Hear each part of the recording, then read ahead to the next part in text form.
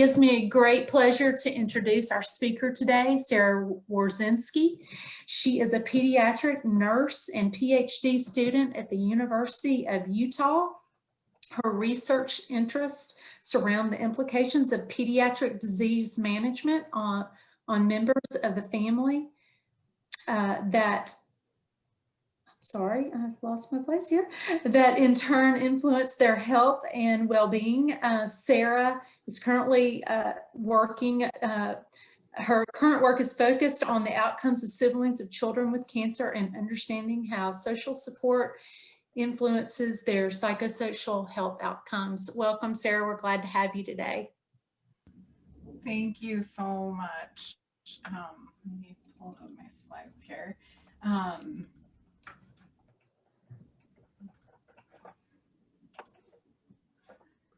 It really is such a pleasure to be here with you guys today. And I've been able to sit in on some of the other sessions and was just commenting that the work that COCA does is so important, and I'm just really happy to be here. My talk today is just to obviously give you some information about the needs of siblings with cancer, and I think this is really important work that is so closely aligned with the mission of COCA and the work that you all are doing on a regular basis. I have no financial interests or financial conflicts to disclose. Before we get started, I think we have a quick poll. I just wanted to kind of understand who was in the audience with us today. And then I'll go over the objectives. There it is. So my objectives for today are to provide some pediatric context or context about the implications of just a cancer diagnosis within families, identify some of the common problems that siblings experience, discuss some of the ways that we can support siblings and some of the things that they've reported in the literature as being helpful, and identify specific sort of community resources that are out there that you can refer siblings to if you get the chance. And then finally, I'm hoping there's some time at the end where we can share. I know that many of you have been working with siblings and probably have specific experiences and other resources that I might not mention that would be helpful to the group. I can't see the results of the survey, but oh, awesome. So lots of camp staffers. I don't know if, can everyone see this poll or just me? Okay, perfect. Everyone can see it. Awesome. So we have such a great mix.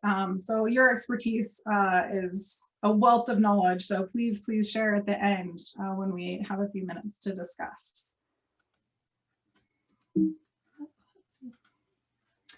So there are several stressors that impact families when a child is diagnosed with cancer. And just the diagnosis itself can be such an earth-shattering experience. So many of the routines and daily experiences of a family are changed, and these things can really tax people's coping mechanisms.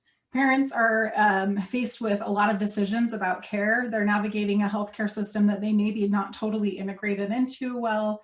They worry about how to care for their children. Is this going to get better? What to expect from all the treatments that they're encountering?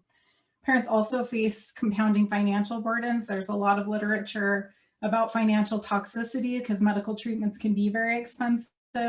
Some of the recent data shows that 1 in 4 families who have a child with cancer will have a 40% reduction in their income, which is huge for a lot of families. 1/3 experience work disruption. And so this can be from a parent that has to leave their job often to take their child to medical appointments. Oftentimes that loss of income comes from a parent, oftentimes a mother, who has to quit her job to become a full-time caregiver and make appointments and go to the hospital and those kinds of things.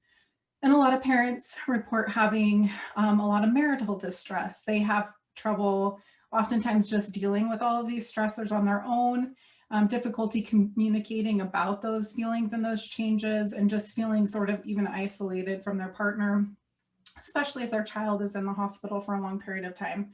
And of course, this brings about tons of role changes. So if the parent, one mom or parent is in the hospital full time, the other parent's taking on a lot of additional responsibilities that they might not have before. And ultimately, these can leave parents feeling emotionally taxed and limited to care for siblings in the same ways that they always have. All of these family level stressors have a direct impact on siblings. There may be less financial resources for activities like sports, music, trips, birthday parties, those kinds of things. They often feel have increased responsibilities around the house. So if one parent's working full time and one parent's gone at clinic visits or hospitalizations, they are often babysitting and taking on a lot of those extra responsibilities around the house. And that can just leave them feeling sort of isolated and alone. They're not necessarily involved in the care of their sibling, and that can leave them feeling left out. And of course, they're hearing a lot of the conversations that are happening about treatment, their own worries. They know their parents are stressed, and they can be left worried, emotional, and sometimes angry. If we think back to just Psychology 101 and child development, we can start to anticipate some of the problems that we might see in siblings. Younger children may feel that they did something to cause the cancer.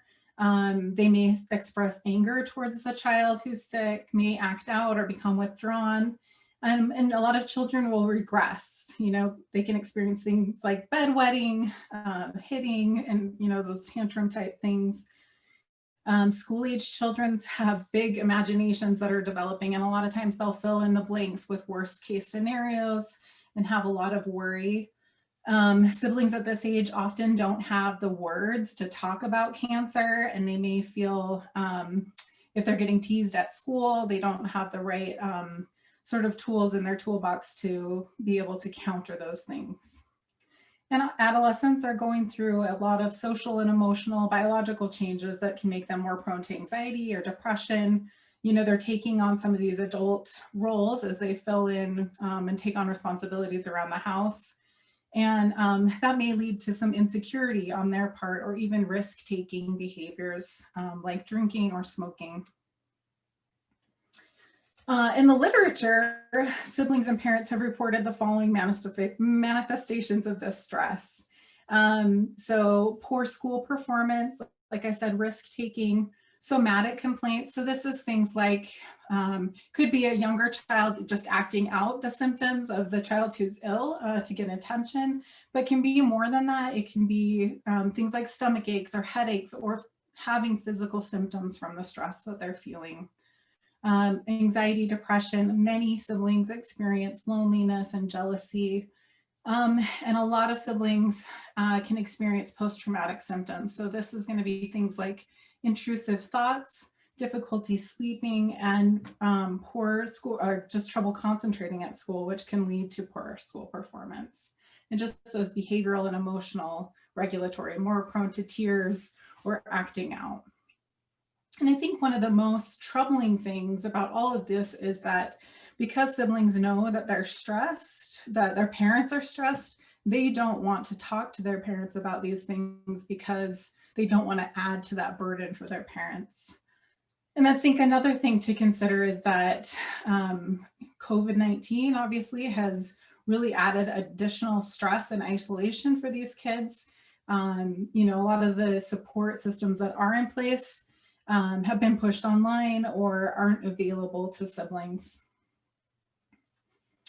So many studies have demonstrated that any sibling can be at risk for emotional behavioral problems, but the most acute period and the time when we see this manifested the most is in that first 2 years after a diagnosis.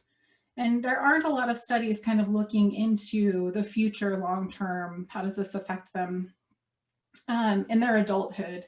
There are a few that have shown some increased risk for smoking, drug use, poor physical fitness, and even suicidal ideation, which are without significant risk on their health, clearly.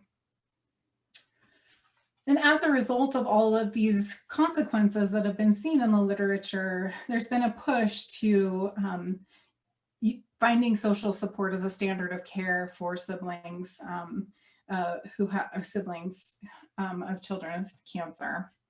Some hospitals do offer formal programs, which include a tour, basic information about cancer, and talk about some of the emotions that they may be feeling.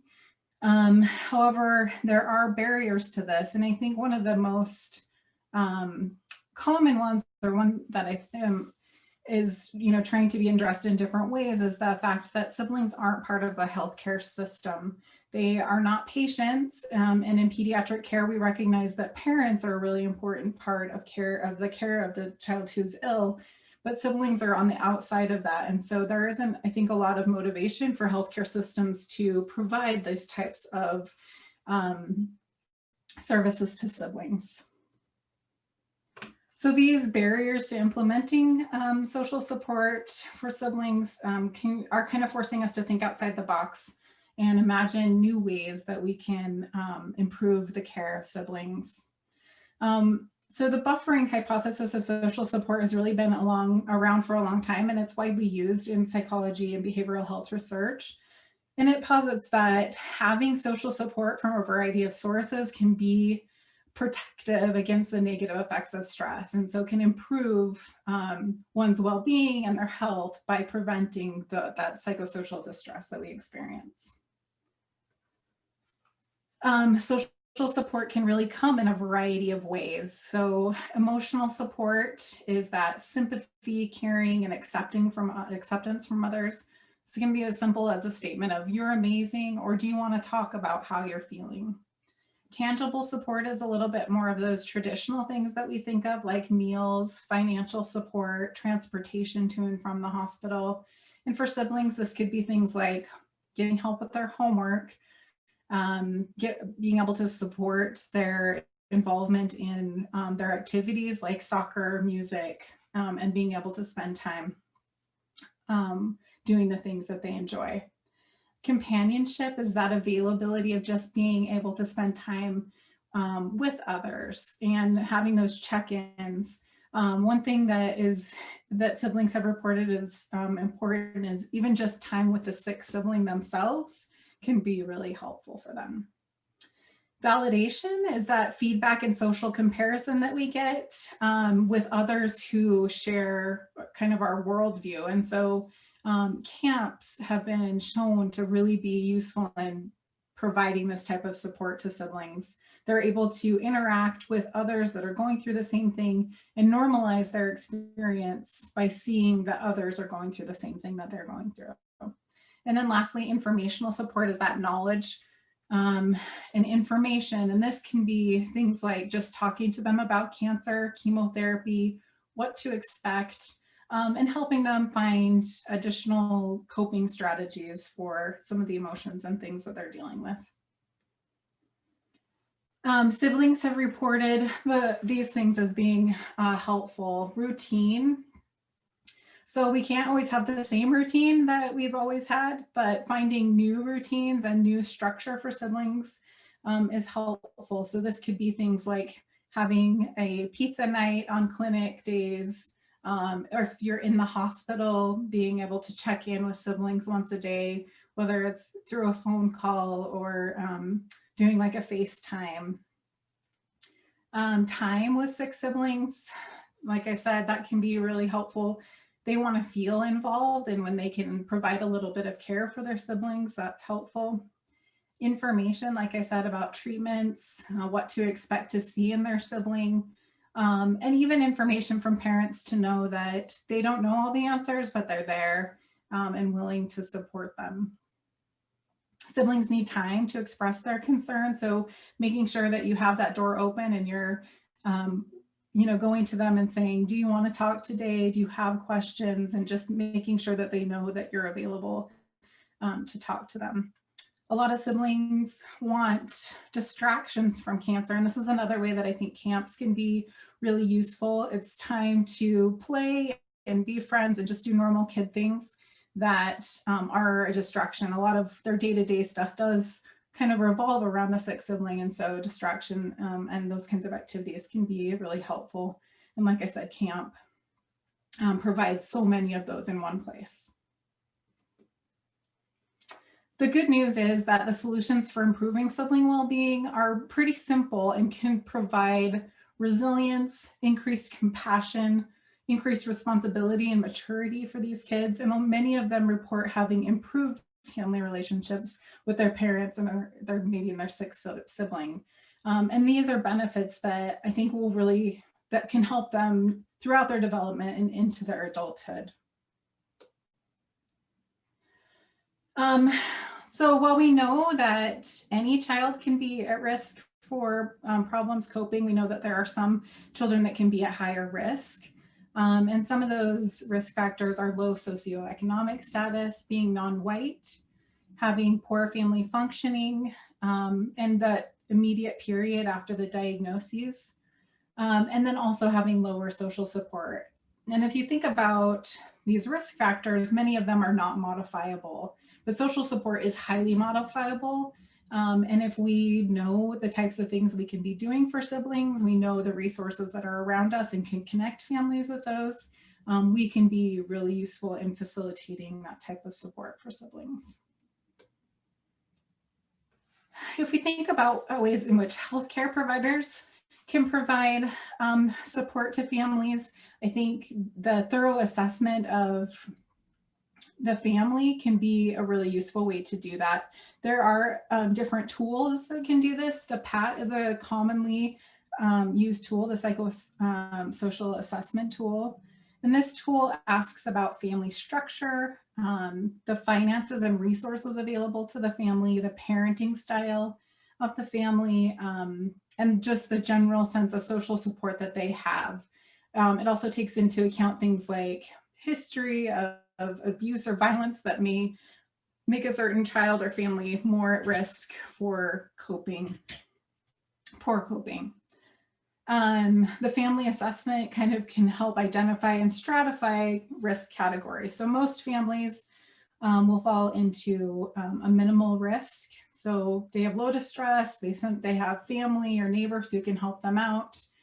And these families just need basic information on what to expect from siblings, some of the ways that they can intervene and help siblings and check in on them, those open door policies, and just making sure that they're kind of keeping an eye on siblings. There's a smaller group of families who need targeted areas of support. So they may have one child that is higher risk, may need some extra needs, and can meet with, a child life specialist or a social worker and help the parents kind of brainstorm ways to support families. And then at the top, there are a few families that have few resources and really high needs and may need things like a designated psychologist that's meeting with them or this child who's at higher risk, and just may need a variety of resources, including financial and that behavioral social support. The family should be reassessed at regular intervals because things can change over the course of cancer treatment. And so being able to recheck in and make sure that the families aren't needing additional resources as they kind of go through the cancer trajectory. And then also if healthcare providers are aware of the resources that are out there, if there's camps or a local community organization that offers support, or if the hospital themselves offers a support, being aware and referring families to those that are in need. Parents can take time to just check in with our healthy kids, let them express their feelings and just know that they're gonna have some emotional challenges, and just offer validation that they know that it's hard and that we don't know all the answers, but we're here to stick together and sort of that they love them and offer that encouraging emotional support. Whenever possible, giving them some choices is really helpful. And again, letting them participate in the care of the sick child as much as possible. But also setting limits and providing structure can really help siblings feel safe and secure as they navigate all of these changes. Providing normalcy, again, it may not be the old normal, but a new normal. And that routine helps also to provide that structure and security. Parents can ask their healthcare providers what types of resources are available in their community, or if the hospital offers a formalized program. or if their healthy siblings can have access to the social work, child life specialist, or psychologist that's on staff at the hospital. If an ill sibling or a sibling with cancer looks or acts really different, that can be really distressing, and children can be made fun of at school. We all know how difficult navigating school is as a young kid. And so giving them phrases to help describe or explain what's happening with their symptom or with their sibling can be really empowering for these kids. And so being able to give them those tools is a great way to support siblings. Also communicating with the members that are members of your community that are coming in contact with siblings, such as teachers, coaches, religious professionals that you may encounter, that can provide additional support to siblings, and just keep an eye out and be an extra source of support to siblings is useful. And then also, I think having a plan for hospitalizations for those times when parents are going to be away for a prolonged period of time, having a plan and keep maintaining that, being, like I said, checking in maybe in the evening through a FaceTime is also a great way to support siblings. Community, friends, and neighbors can help siblings by observing and asking for ways that they can help families. Practical help is almost always very helpful to these families. Things like babysitting, carpooling, bringing in meals, or even something as simple as pulling their weeds can be a really big help. Again, these families have a lot of moving parts. And so calling or texting before you stop by can be a nice consideration and allows the family to sort of prepare for you. And if you want to bring gifts or supportive things into the home, making sure that you keep the sibling in mind and that it's not something that's just for the sick child, but more of a support for the family, or at least keep the sibling in mind so that they're not feeling isolated or have some of those jealous feelings. And then two other things that I think are important just from my perspective and experience as a nurse is that a lot of people want to offer advice on how to manage these situations or on the medical care.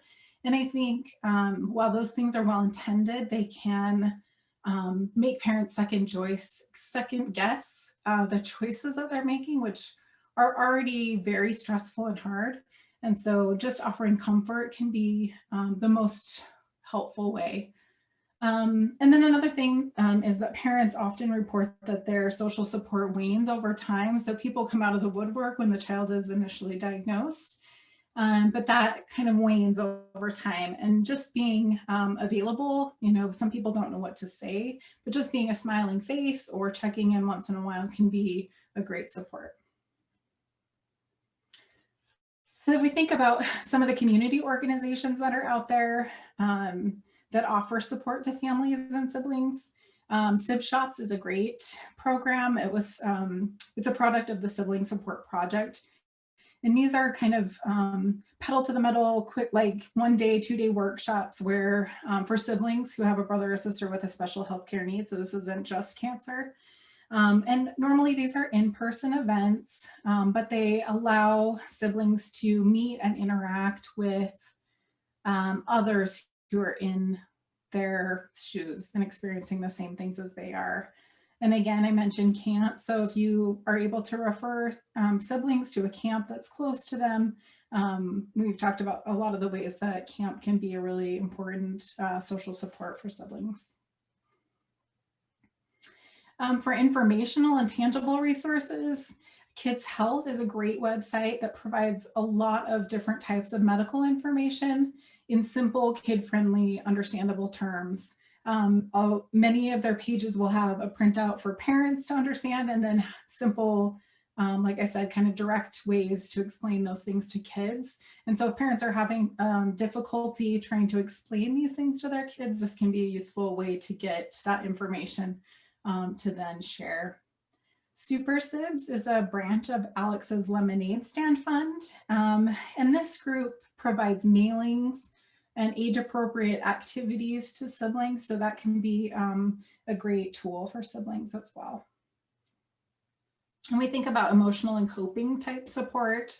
Brian's Case for Smiles does a lot of work for 6 siblings, but they also provide web-based resources for caregivers, schools and communities for children who have a life-changing illness.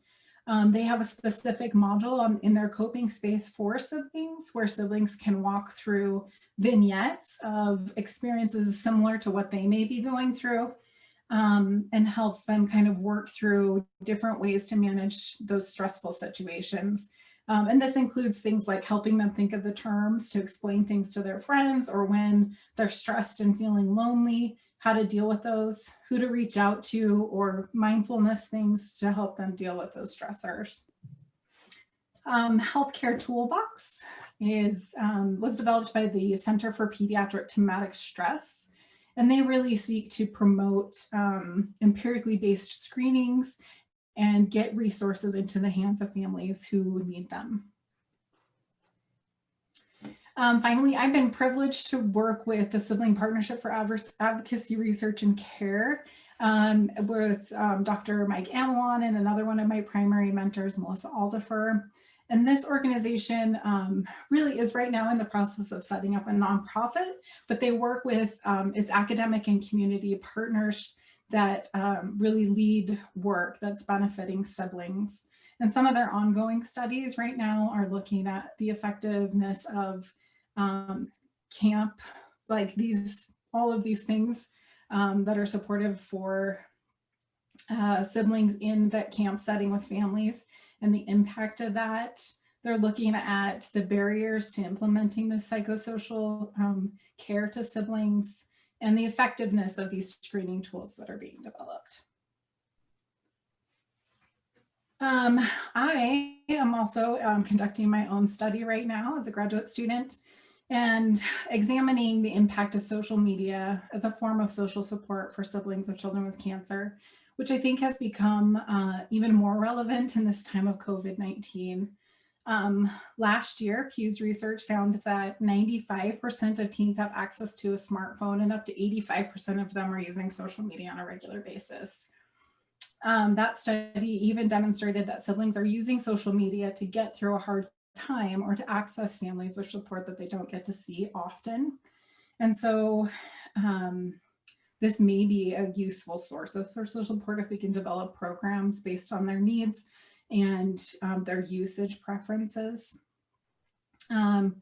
There's literature coming out that social media for support has been extremely useful for caregivers, persons with diabetes, and other illnesses. And so again, this might be a low-cost, readily available solution to providing support that may help the psychosocial outcomes of siblings. For my study, we are interviewing siblings aged 12 to 18. And during the interview, we're gathering data about their social networks. And so on this slide, you can see what we do is an eco mapping, where we put the sibling in the center, and we have them list all of the people that they see on a regular basis, or provide them a sense of comfort and support. We ask them things like, how close do you feel to this person? How often do you see them? What's your relationship with them? And the type of support that that person gives them. And we're hoping to identify not only the important people in their lives and the important sources of support or types of support that they're getting, but also how they're accessing that on a regular basis. We're also trying to understand how social media use influences their perceptions of social support. So is it providing them a greater sense of social support, or is it decreasing, and how is that affecting their psychosocial health? There's still work to be done on improving sibling supportive care. We really need to know more about the age and gender differences that siblings have across their development, and more about the long-term consequences and effects.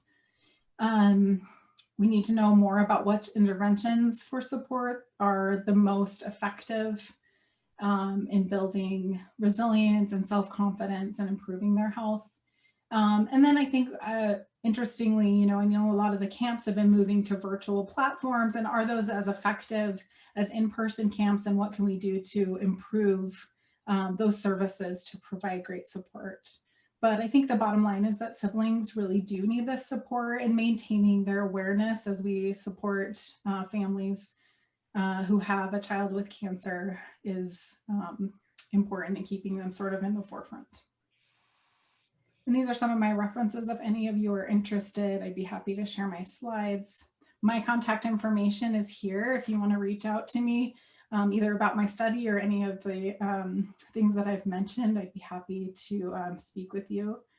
And then I'd like to just open it up and have people share any of your experiences that you've had with siblings, or to share resources that I may not have mentioned with the audience that they could benefit from. Thank you.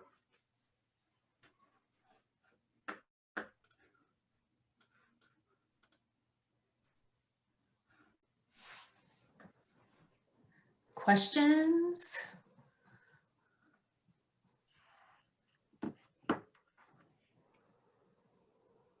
I can share a little bit if you'd like me to. Please. My name is Heidi, and I am a sibling, as well as an administrator for a sibling camp, which we've now moved virtually. But I will tell you that over the course of the years, I attended camps as a child for siblings as well when my sister was sick. And something as small as having either an adult or another child over to help do the dishes at night, those kinds of tangible helps are life-changing, because the minute your sibling gets diagnosed, you kind of have to grow up overnight and help take care of everything. But I will say, if there are any camps in your area, whether you're involved with them yourself or they're a different camp that helps siblings as well as the child with cancer, or one or the other, I would definitely highly suggest sending the sibs that way, because it's hard enough growing up in this world, and especially now with everything happening in the pandemic. So just knowing that someone else feels the way that you feel and has been through it was truly life-changing, and it did give some of those outcomes to not only myself, but hundreds of campers that I've seen over the course of the years. So you're definitely right, Sarah, that, you know, something as simple as a camp where you can get away and just be a kid, but also have that connection emotionally with people is life-changing. I love that. Thank you. I have to agree with Heidi. I'm actually a cancer survivor, and when I was 13, my sister was 10, so it was extremely hard for her. We kind of grew apart because of it, but we're getting there. But she didn't have that much support and kids that understood. She tried going to the camp that I'm now on the board of a year, and she got really homesick. I think she regrets not staying there. But I have to agree with Heidi. It does make you grow up really fast.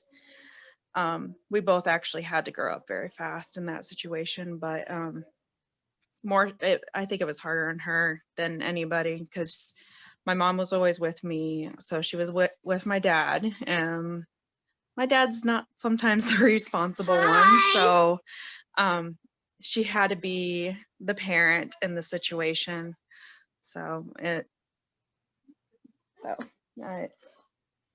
I have to give Heidi props too, because I know how hard it can be with the sibling having cancer. Thank you. Sarah, I have a question for you. I know a lot of us do sibling programs, and some of us do it where we have separate weeks or separate weekends for the siblings. Some of us do it combined, where it's the patient themselves and their siblings at the same camp at the same time. With all the research you've done, do you see one way being more beneficial than the other? I'm just curious on. No, I'm pretty new. I would actually offer that up to Dr. Mike if he's still here. I can't see everybody. But that was one thing that he mentioned in his session that really needs to be looked at. Is there a difference in these different formats? I am still here, and I think that the answer to that question is that we don't know. I think there are probably advantages and disadvantages to both models. One of the things that happens sometimes when the patient and the sibling are in the same space during their camp experience, they get to know a little bit more about what the other side of the story is like, and it can improve that relationship. One of the advantages of having the siblings separate is that they know that the program is focused on them and that they're not just tagging along because they have a brother or sister with cancer. We use our acronym for SIBS as Special and Important Brothers and Sisters, and they value that time when they don't need to worry about what they say. They can express those negative thoughts that they would be reluctant to talk about, the anger and jealousy sometimes, things like that. But I really, that's why I think that's something that we need to look at, find out what are the pros and cons, and maybe some of each is the best of all possible worlds. Thank you, Dr. Mike. I have another question. I was wondering if there's any format that you can start a SIB shop to support children, siblings with cancer. I know we have a SIB shop in my area, but it's more directed towards special needs siblings. Is there any?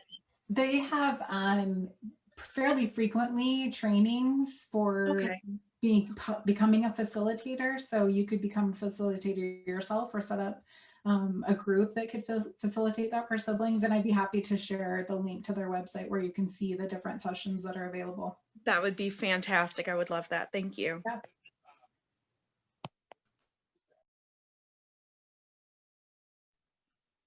So my name is Camille Ramey, and I'm the medical director at Camp Sunrise.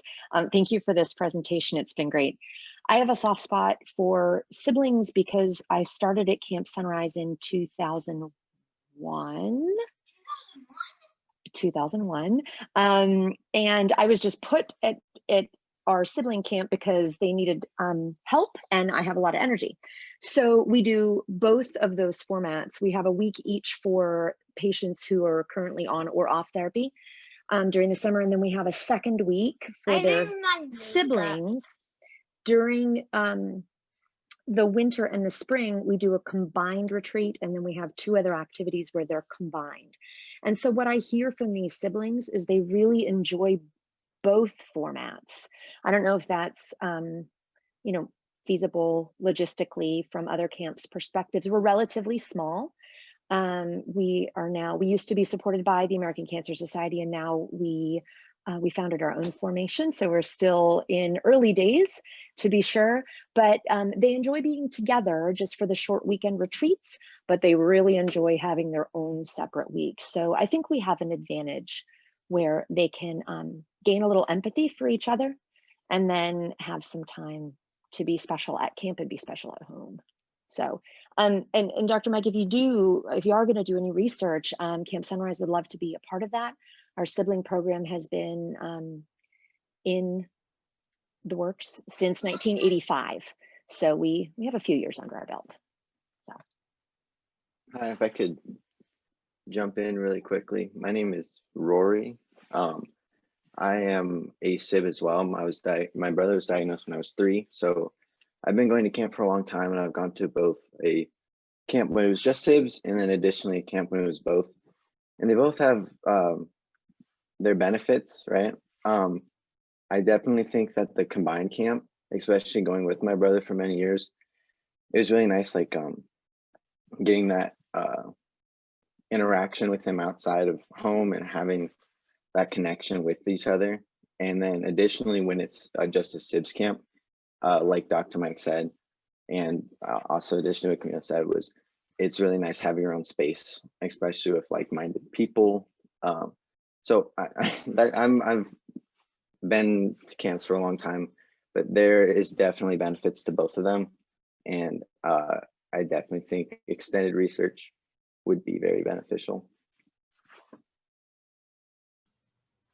Thank you so much for sharing. I think those are really good insights, and hopefully will help in the maybe setting up of some of these studies.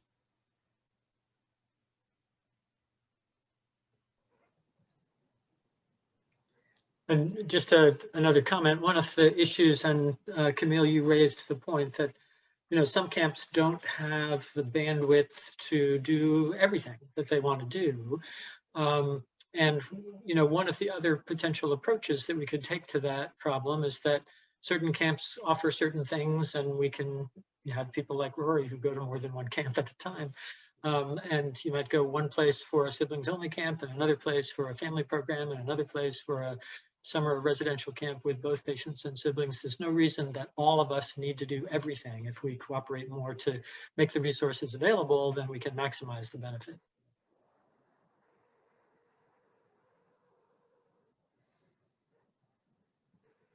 I just wanted to put a question out there to all the siblings who are on this call. Is there one thing that you can think of that maybe our camps that are participating in this phone call and that we can share with other members within COCA?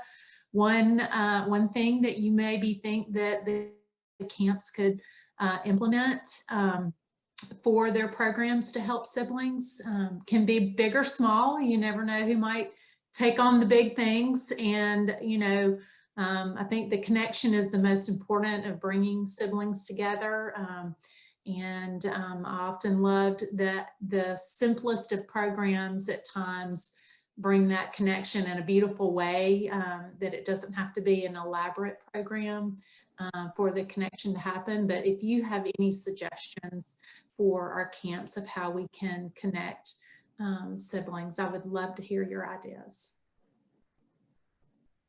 So I have just one little piece of insight to share. I'm a bereaved sibling, and if it wouldn't be for the organizations that have held the camps that I've attended since, well, for 21 years, if they would not have opened up their resources to bereaved family members, I would have had no resources available to help me through this. So don't shy away from those who have lost their sibling as well, because those needs don't change whether your sibling is currently on treatment, they lose their battle, or they win their battle, and you're still sitting here 5 years later and cancer is no longer the issue, quote unquote. You know, I feel like since there is no research about it, siblings do have quote unquote late effects of our own. So it's definitely something to keep in mind that, you know, once the diagnosis or the prognosis rather is good or bad or gone, the need is still there. I was actually just going to mention something along that as well. I just actually had one of our patients died recently, and the sibling said, you know, I'm not going to be able to ever come back to camp without her. I said, I had hoped maybe we could plant flowers during our memory program together. She goes, oh, I didn't think about that. I have to come back. I'm like, yeah, you're still welcome. Yeah, I think that's definitely an important need that we could do a lot to help those families. And part of the problem is that we live in a society that likes to pretend that death doesn't exist. And so if you are bereaved, nobody wants to talk about it. And so to be able to bring people together who share that in common relieves an awful lot of the anxiety around just sharing their experiences and talking about how it's impacted them. So definitely, it's on my list.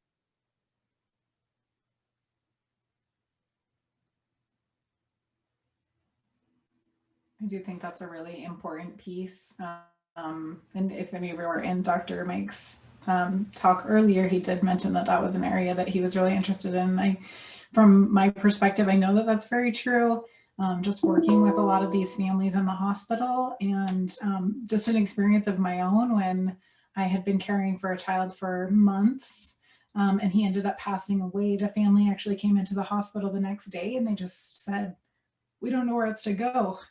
This is our place, this is our family, and you're the only people that understand. And so that's really powerful and important.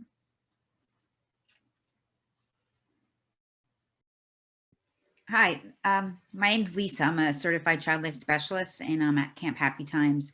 My question is, I actually did SIB shop. I was trained years ago. And we did it. And after a number of years, they stopped it, I guess, for funding and other reasons. And our camp is actually discussing doing something for siblings.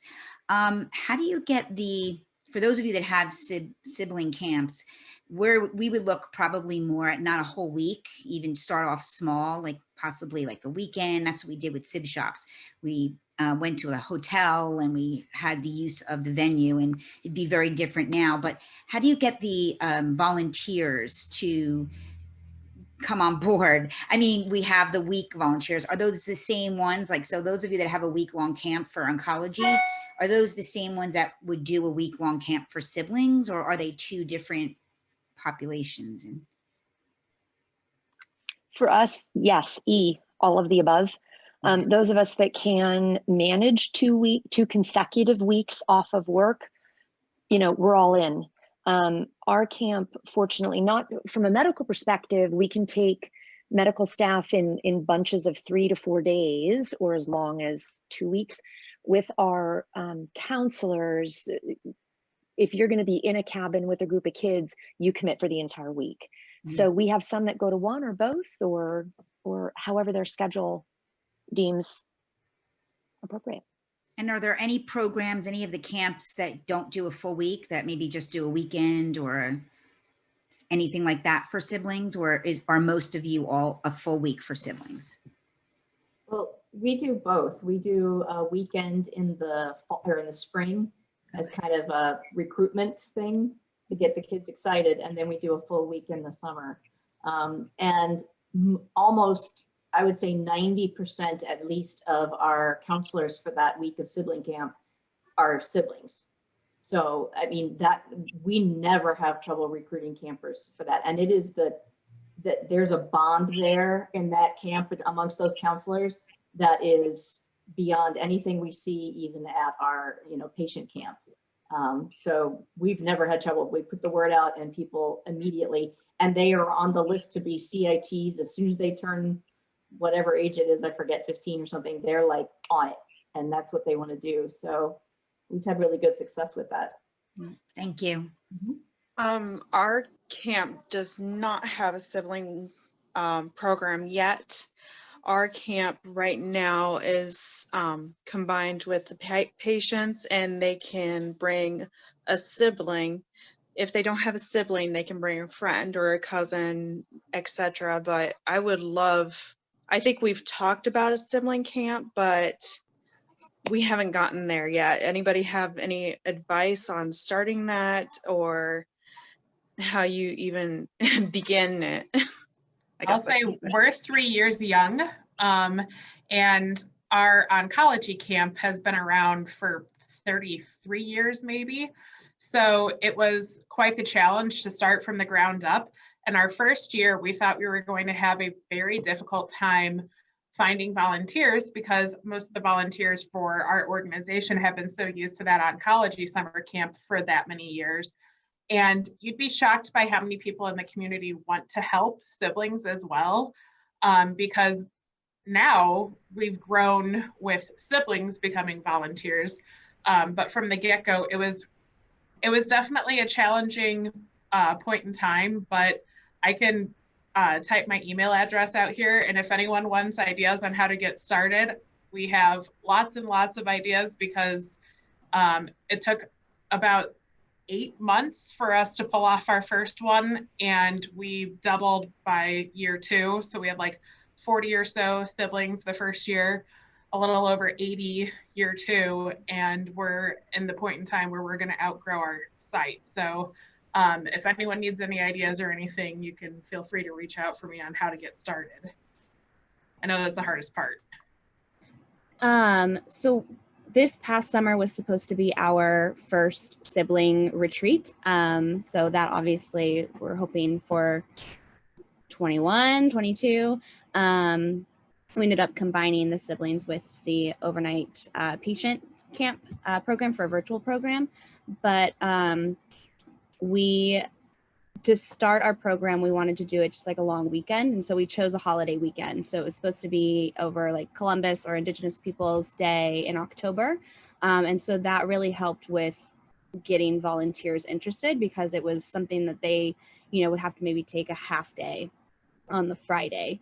So it was really, really easy for the volunteers to commit because it was already a holiday for them. Yeah, our SIBS camp, I'm with Johns Hopkins Camp Sunrise in Maryland, and the sibling camp is Sun Sibs. So our pediatric oncology camp is a week long in August, and then our sibling camp is a weekend. It's actually Memorial Day weekend, so kind of the same thing, where everyone's off on Monday, so the staff really only has to take off a half day Friday, and kids are there Saturday, Sunday, and then leave Monday morning. And our sibling camp's been around for 20 years, and it's always been Memorial Day weekend. We've always just kept it a weekend. It seems to work pretty well that way. And we do get a lot of the same volunteers as our pediatric oncology camp, because they're about 2 months difference. So a lot of our volunteers do both camps.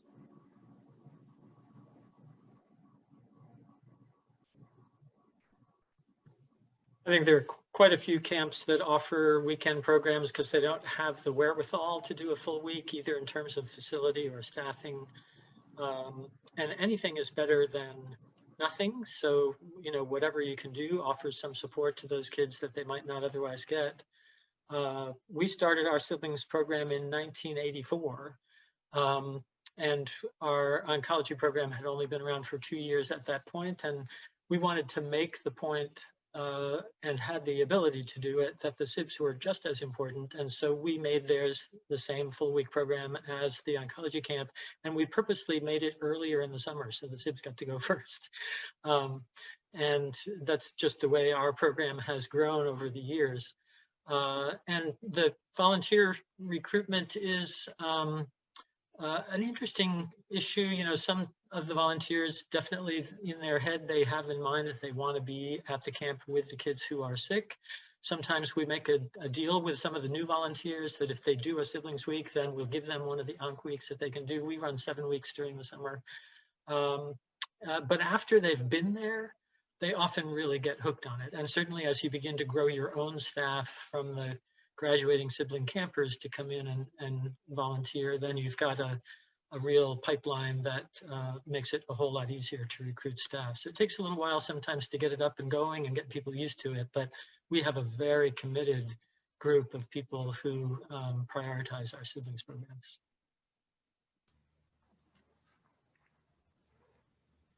I know you all have done this for a really long time, but I'm not sure your process for going about recruitment of volunteers. And I would say, at least from my perspective, like I have never had an email asking about that within the hospital setting. So if there are ways to reach out to nurses in hospitals and offer that, I think you would get a good response, but I'm sure some of you may have tried that and had different results, but I think that may be an option. That is a great option, actually. We grew our staff pretty tremendously from nurses in the oncology world because they realized that there's the need out there for SIBs too. And you can only take so many nurses for your oncology camp, and we only need a couple to do boo-boos and whatnot at SIBs camp, but they've had a lot of fun being volunteers outside of the medical field as well. We do a lot of word of mouth. I mean, everyone that knows me knows that camp is a part of my, over half of my adult life. I met my husband there. We have 2 beautiful children. Like, camp is in the fabric of my soul. And so people ask, hey, my parents, they're adorable. Can we come up and help in the kitchen? Yes, you may definitely come up and help in the kitchen. So it's a lot of word of mouth for us. Our beloved child life specialists and social workers, we're not affiliated with a hospital, but the one I used to work at, for example, we're pretty well tied in with. Recruit for patients. For siblings. Our patients recruit for their siblings. And then sometimes parents want to get involved. So that's something that we've had challenges with. There are lines that are very blurred. When a parent comes up to volunteer as a cabin counselor, they're clearly not put in with their own child, but but we're having trouble navigating these waters. There was a mother that came up and she was volunteering in the kitchen, and it turned out she was making completely separate food for her own children that were there. And that created, well, so-and-so got peanut butter and jelly because they didn't want to eat what was served. And so if anyone has any, I don't know, formal policies, informal policies about parents volunteering as staff, a one-off would be great. It gets tricky with parents, but word of mouth for sure. We get wonderful staff members with long tenure through that. Yeah, thank you, Sarah. Thank you. Fabulous. Thank you, Sarah. Thank you, everyone. Thank you, guys.